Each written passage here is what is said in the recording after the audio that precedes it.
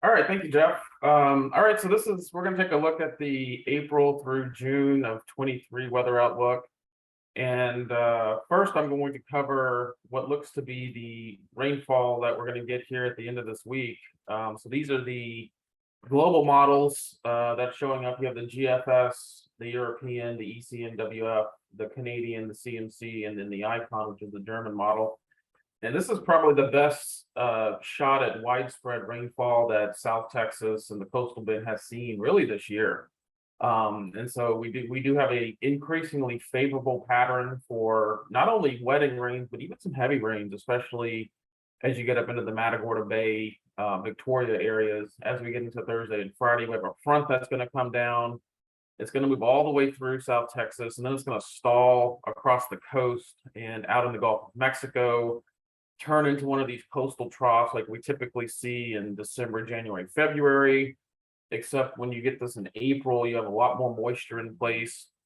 And then we're going to bring a bunch of disturbances across the area from the Pacific, across Mexico, and then across coastal Texas. And so you can kind of see the rainfall signal there. It's very much there.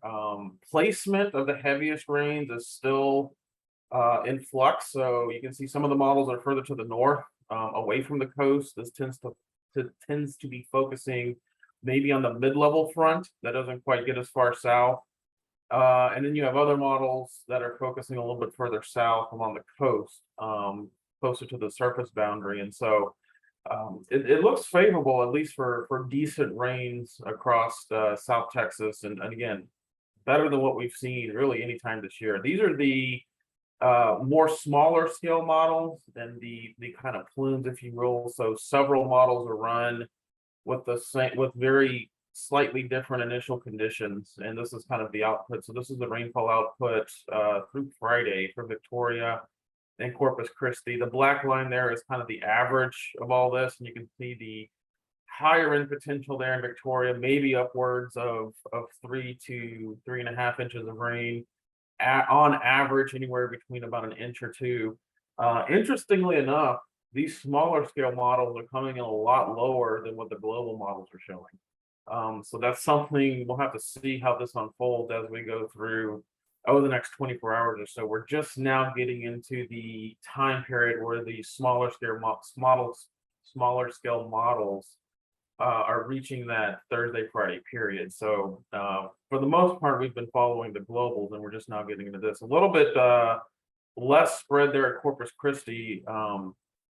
The average upwards of around an inch or so, but there's not as much high end spread there at Corpus as we're seeing in Victoria. So this is the official. You put all this, you put the global models together, you put the initial coming in of these short range models. And this is kind of the overall average that we're looking at from Wednesday through Saturday. I think Wednesday is probably going to end up being more just scattered stuff with the front, maybe some thunderstorms as we get into Wednesday night. And then it really starts getting going, if you will, on Thursday into Friday. And I don't know really how much we're going to see on Saturday. It may start to work off to the south and east as we get into Saturday. So really, this is kind of beginning to focus in on that Wednesday night through Friday-ish night time frame. You can see the totals here, anywhere from 1 to 2 inches, kind of across the Rio Grande Plains, the brush country, down into deep South Texas. And then as you get along the coast there from Kingsville up through Corpus Christi and Victoria, that's where we start to see those higher amounts, anywhere from 3 to 4 inches.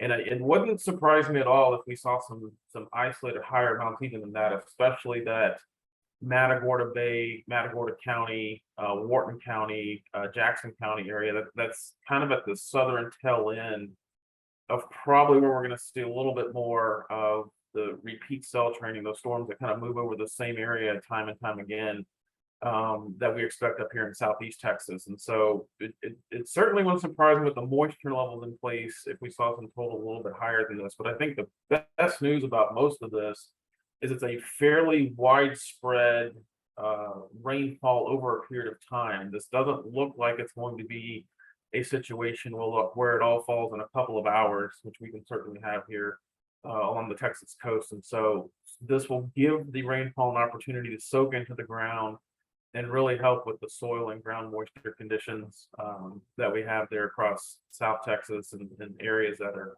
in drought. We'll take a look at that in a minute. All right, so that's hopefully, fingers crossed, everything goes well. The end of the week rainfall. So this is the rainfall departures that we've had for the start of the year for 23. So this is January through about the end of March. And really no strong signals. If you look across Texas, most of the state has been relatively average. So between about -2 and +2 on the rainfall departures. There's definitely a slightly drier signal showing up from the hill country, central Texas down to South Texas.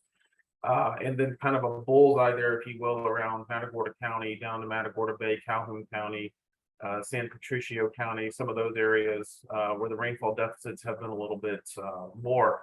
Certainly not big departures on the high end, so not above average rainfall. We had a little bit there in portions of Southeast Texas, and that was focused really in a week or two in January.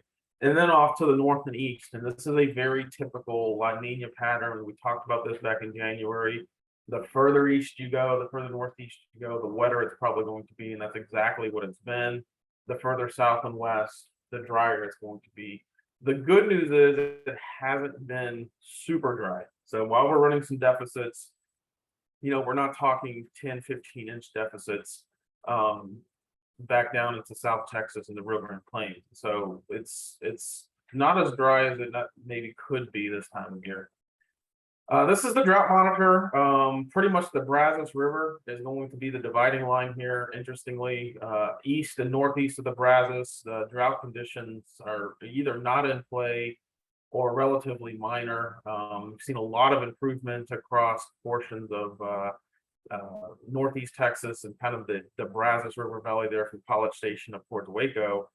And then you go south and west, and it's not as good. We still have the very extreme conditions around the San Antonio area. That's been focused there for a while now. And we've actually seen drought build back in across South Texas that we kind of had beaten back a little bit there in the December, January timeframe. And so you see that D3 extreme drought from, roughly the Laredo area over towards the Kingsville, Kennedy County area, and then down back and towards the Rio Grande Plains. And so that's kind of crept back in from the west, and a large portion, I would say most of South Central Texas and South Texas under that severe D2 drought. And so, we need the rainfall. We hopefully will make some really good improvements on this as we get into the later part of this week.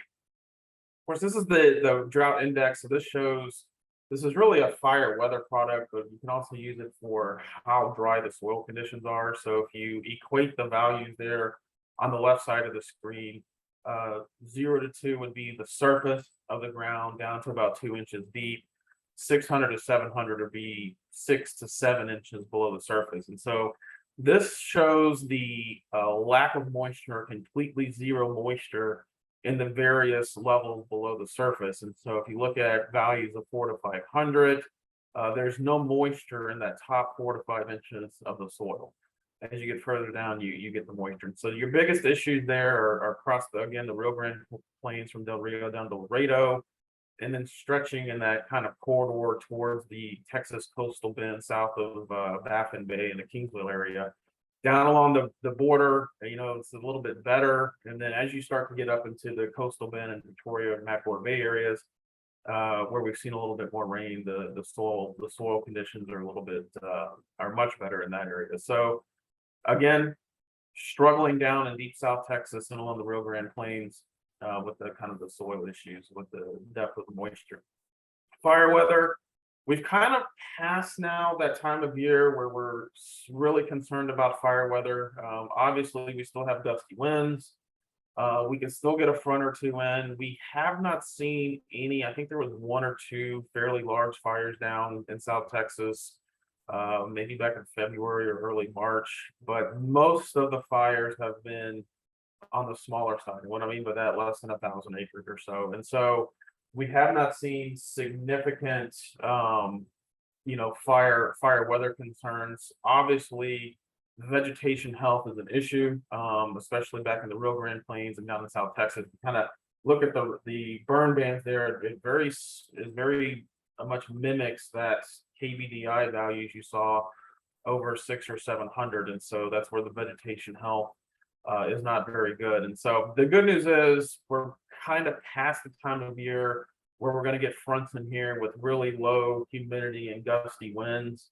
Of course, that doesn't mean we can't still have fires with the south wind and gusty winds, especially out to the west where the humidity is not as high. And that has been an issue. We have seen some southerly winds, 30, 40 miles an hour over the spring. Hopefully, we've also kind of moved past that point. We typically have our windiest time in the March time frame in this area, and then as we get into April and May, the winds begin to come back a little bit.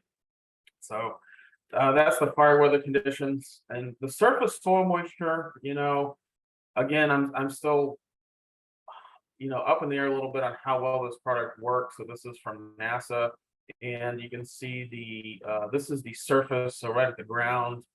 Interestingly enough, it puts a wet piece there right around Baffin Bay, south of Baffin Bay, where the KBDI is opposite. So I don't know how well this is working. That may be picking up though on some of the rain that y'all had down there last week around that area. I know some areas got some rain, others didn't.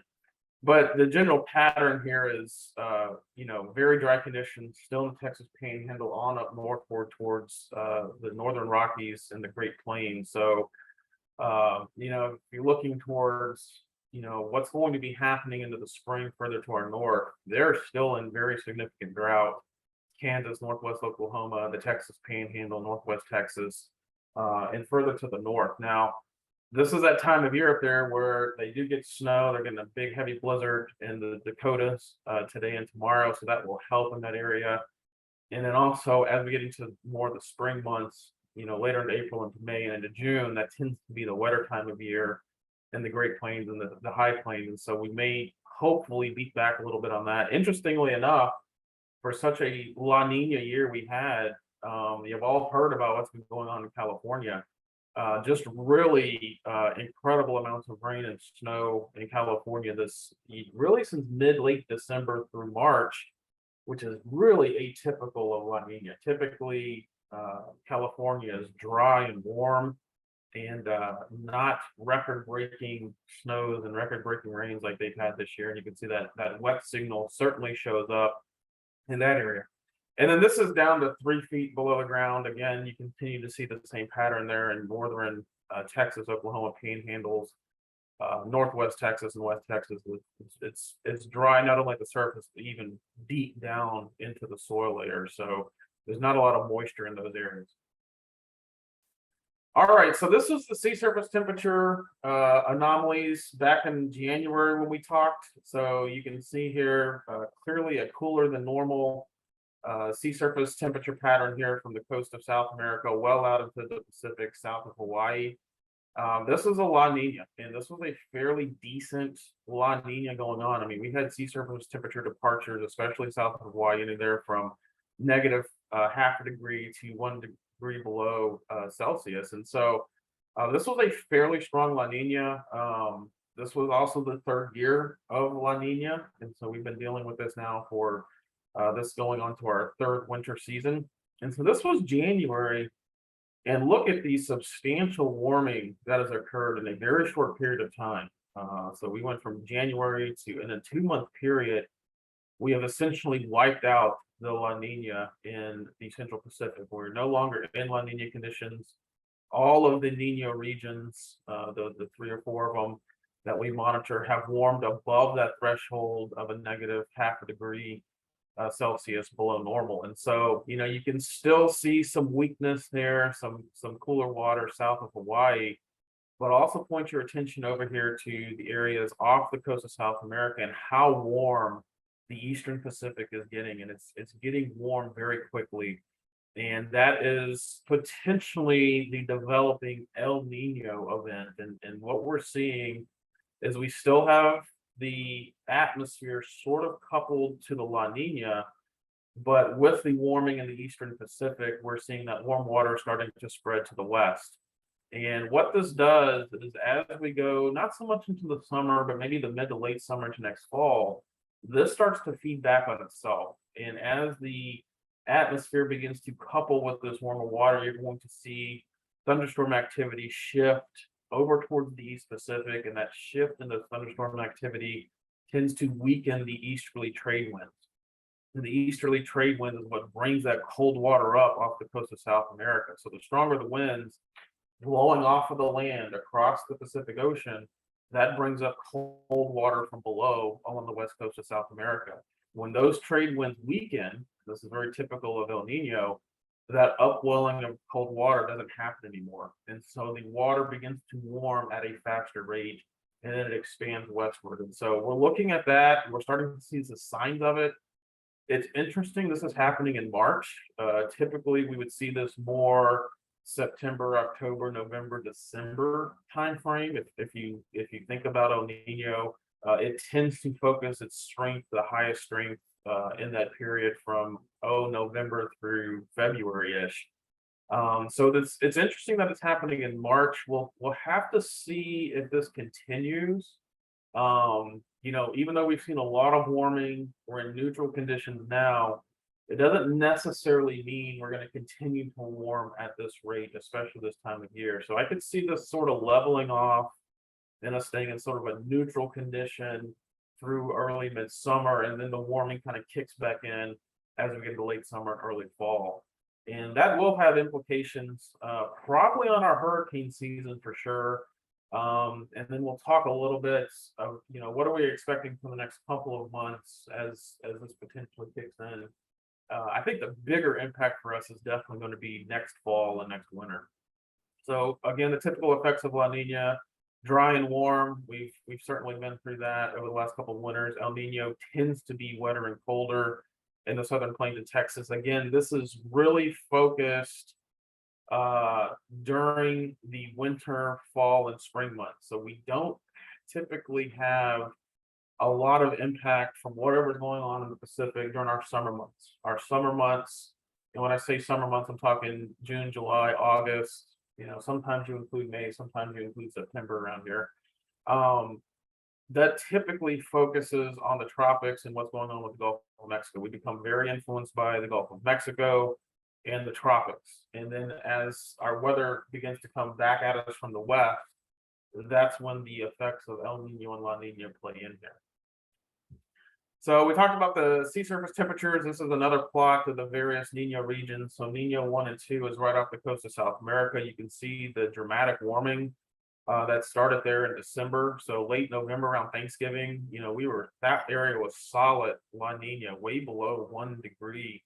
And we're now positive 1 degree along the coast of South America. So almost a 2-degree increase in water surface temperature off the coast of South America in roughly a 2 to 3 month period. So, you think about, well, that's not a big, but when you warm water, it takes a lot of effort to warm that large of a body of water. And so that's a pretty impressive increase in the temperatures. And you can see all of the regions are warming. Some are warming quicker than others. Niño 4 is the furthest one to the west. That's out there south of Hawaii. So it hasn't quite warmed as much, but you can see even there the trend is going up. And so if you're looking for the demise of La Nina and the decoupling of the atmosphere from La Nina, this is certainly what you want to see. All right, so this is the forecast. Pretty much everything is now predicting some form of El Nino, so getting above that positive 0.5 degrees Celsius threshold of water temperatures out there. You can see there's some models that are right around that what we call maybe a weak El Nino, and then there's others that are up around 1 or even a little bit above, which we start to get into your moderate and strong El Ninos. And the last time we had a strong El Nino was back in 15 and 16, which were very, very wet spring times for us back in 15, 16, lots of flooding. You can pretty much look at this and say it's most of the models here are showing the Pacific water temperatures above 0 on the positive side. So some sort of El Nino seems very likely. What I will say, this time of year, as we get into March, the models tend to struggle a lot with what goes on in the Pacific. As we get into April and May, they tend to do a lot better. And so there's always this period of February and March where things may look really favorable to go in one direction, and then over the next couple of months, that's either going to continue or they're going to pull back some on it. And if you look at the European, it's crazy bonkers with El Nino. It's like plus 2.5 degrees out in the Central Pacific, which I think is probably on the far upper end of what potentially could happen. And again, the European tends to struggle with El Nino this time of year also. So it tends to be always warmer out there than sometimes happens.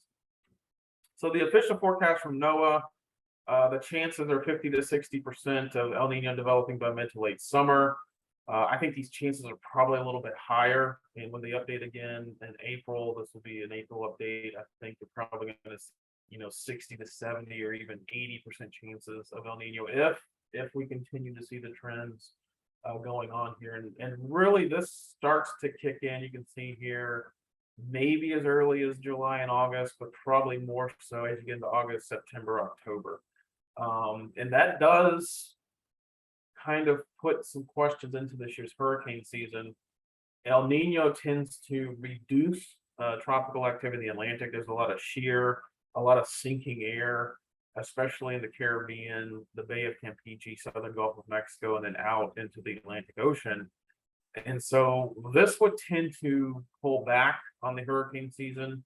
With that said, it's important when the atmosphere kind of couples with that phase. And so if it's not until August or September, that gives us June and July and maybe portions of August that are actually favorable in the Atlantic. And so we got to kind of be careful with that. The numbers are going to start coming out here in the next week or so, and then going all the way through the end of May for what this hurricane season. I think we're probably going to end up with a lot of normal or a little bit below normal on the numbers, but it could be a very front-loaded season. We could have some activity in June, some activity in July, maybe some activity in August, and then as we get into September and October, it may shut off as the atmosphere couples with the El Nino episode. So that's kind of typical. Of course, if El Nino really gets going quickly, it may just completely shut the season down. One other thing I will say is that the northern central Gulf of Mexico, so kind of north of the Bay of Campeche, tends to not be very much influenced by El Nino. So if you look at historic trends and correlations between tropical activity in the northern central Gulf of Mexico and El Nino conditions, El Nino doesn't appear as much to affect the wind shear in the central northern Gulf. So while it certainly could shut down the Caribbean, the southern Gulf, out into the Atlantic, this could be a season we have to pay attention to for storms that could develop closer in to the coast. These might be your tropical storms. And I'm getting way ahead of myself here because really when you start looking at where early April, we have 2 months until hurricane season even starts. But if you kind of look at the highlights, maybe not as active of a season, but close in development, north of the Bahamas, off the southeast US coast, the subtropics up north of 30, north of the Atlantic, and then potentially in the northern Gulf of Mexico. The good news about close in development is it tends not to be your big major hurricanes. They can be, but they tend to be more your tropical storms and stuff like that. And so we'll see. There's certainly, I've been kind of looking at the rainfall patterns further past June, and there's certainly a little bit of a wet signal along the Gulf Coast and in the northern Gulf. It could be any number of reasons. It could be fronts that are coming down and kind of stalling out in the northern Gulf. Of course, that tends to be sometimes a breeding ground for tropical development. So we'll have to see, and we'll visit this again as we get into hurricane season. So this is the American model prediction for April through June on precipitation. It's definitely not showing a dry signal. And if anything, I'd probably say this is a near normal signal here. It does have a little bit of a wet bias there up in southwest Texas, kind of around the San Antonio area. Interestingly enough, it is a CSV2 that has really nailed this week's wet weather that's coming. If you look back in February and March, this model really was honing in on the last week of March and the first week of April to be above average precipitation across coastal Texas, and it never really deviated from it. And so I'm actually pretty impressed what this has shown, because this tends to have a little bit of a wet bias.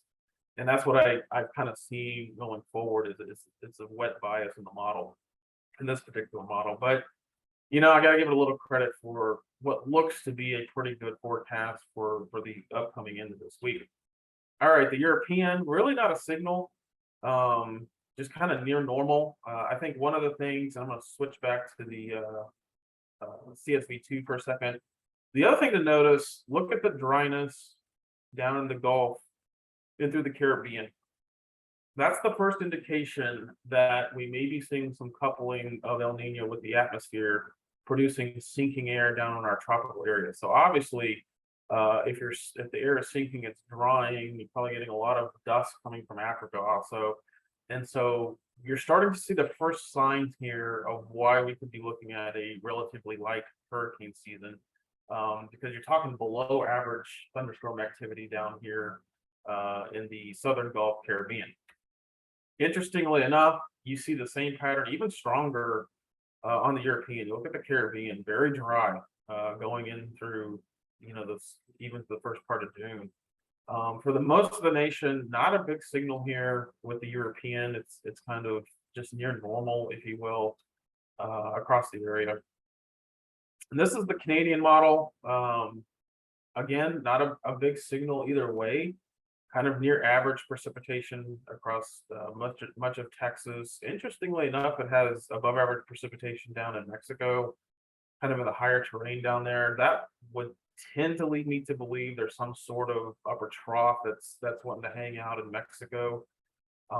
If it's hanging out in Mexico west of the Rio Grande, we're going to be on the favorable side of precipitation down in South Texas and the coastal bend. So that may be what this is keying in on. It doesn't show up in some of the other data, so I'm not really putting a lot of stock into it right now. Again, dry signal showing up big time here in the tropics, down in the Caribbean, Southern Gulf.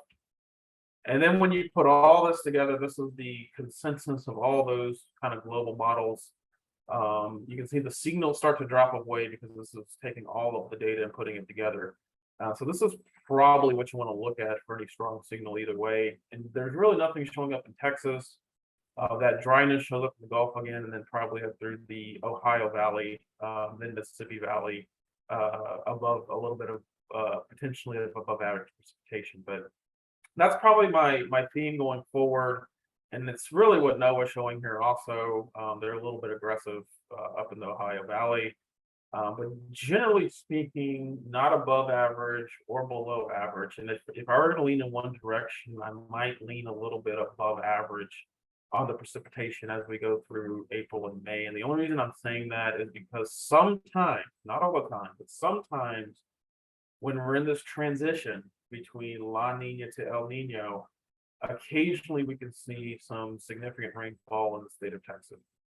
It doesn't happen every time. I wouldn't say there's a strong correlation with it, but it has happened in the past, and it tends to come on relatively quick. One thing that concerns me a little bit here is if you're going to be dry in West Texas, New Mexico, that means the storm track is not through the Southwest U.S. as we get into April and May, which may tend to limit the amount of rainfall we can get down in South Texas and the coastal bend. Hope is something again like this end of this week where we get the storm track as well to the north, but the front has just enough power to get down here and stall across us, and that gives us the precipitation. Eventually, we're not going to get fronts anymore. As we get into May, they become rare, and certainly by June, it's rare to get a front down here. And so that's when we start to look at the Gulf and the sea breeze to bring us some precipitation as we get into May. All right, as we look at temperatures, again, the American relatively above average across much of the nation, if you will. Near average out in the western United States. Same thing here on the European, generally above average everywhere. The Canadian, similar, cool in the west. And the only reason I bring up what's going on in the west, because if it's cool in the west, that tends to indicate there's some sort of trough out in the west.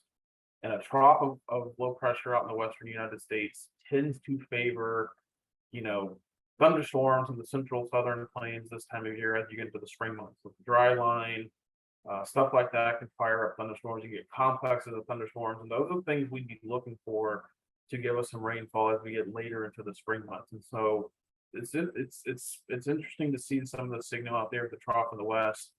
I'd like to see it a little bit further east, down through Montana, Wyoming, Colorado, New Mexico. So it may be a little bit too far to the west, but we'll see. We'll see how that plays out. Similar kind of showing up here on the multi-model. So if you look at this kind of high pressure and ridging, your subtropical ridging probably beginning to take hold along the northern Gulf, leading to some above average temperatures, and then maybe just troughing out to the west here. This may also favor, I talked about the Great Plains and the Central Plains. This would tend to favor a lot of activity, severe weather, heavy rains, thunderstorms in the central high plains as we get into, probably May and June. So that would help in that drought area up there. All right, so temperatures above average, no surprise here. We've been above average for months on end. And then the soil moisture, I'm still out on the limb on this one. I think sometimes this is good and sometimes it's, I don't know. You kind of look at it, and this is again the forecast of soil moisture going out through April, May, and June. It's showing a really wet signal in the northern plains, which is interesting. It's not showing much of a signal in the Texas Panhandle, if anything, dry. And then interesting enough, down in South Texas, kind of a positive wet bias or wet signal down there in South Texas. So we'll see. I'm not sold on this product yet. I think it's, I keep showing it, but I don't know how great it actually is on the forecasting ability. So the drought outlook, good news. Removal is likely. We could really make a big dent in the drought conditions late this week in South Texas. And so kind of beginning to pull back, if you will, on some of the drought. I think, Victoria, Matagorda Bay, that area, north of Corpus, you're probably in the best chance of starting to see significant drought improvement. And then eventually, as we get into April and May, we could see some additional, activity, hopefully, that will help bring us out of drought. Unfortunately, out to the west, the Rio Grande Plains, some of the brush country down to deep South Texas, the western part of deep South Texas, and then up through the Great Plains, the drought looks like it's going to persist in that area. So, we'll see. We'll see how this goes. This product, sometimes can, especially when we're in transition from one way to the other. I think this product can be sometimes a little aggressive in either drought development or drought removal. A lot of times when you're in drought, it's the easiest thing is to forecast drought. So this is the general outlook. Kind of, we covered all this. ENSO neutral, so not El Nino or La Nina, really through the next 3 months. I don't think we're going to see anything significant in the Pacific change until probably midsummer or late summer. I put near normal rainfall on there with an asterisk. I think if we're going to trend in any direction, it might be above normal, especially coastal bend area, down along the coast. Not so much really out in the Rio Grande Plains. I think that area is still going to continue to be maybe near normal or slightly below normal on the rainfall. Obviously, the temperature is averaging above normal, and then I would just say near average soil moisture across South Texas. And so, a lot of kind of what we're showing here is, if you get 3-4 inches of rain this week, that will carry you for a while into April, as long as it doesn't get super hot and super windy. So that's all I have. If anybody has any questions, feel free to unmute and ask the question, or if you want to put it in chat, and I'll stop sharing my screen. And Jeff, you can, I don't know if you want to keep recording or cut it off. I'm going to stop recording, but I appreciate Jeff, the weather update. And for those that don't know, South Texas Cotton and Grain Association sponsors the weather email service with Jeff Lindner. So thank you, Jeff, and I'm going to stop recording now.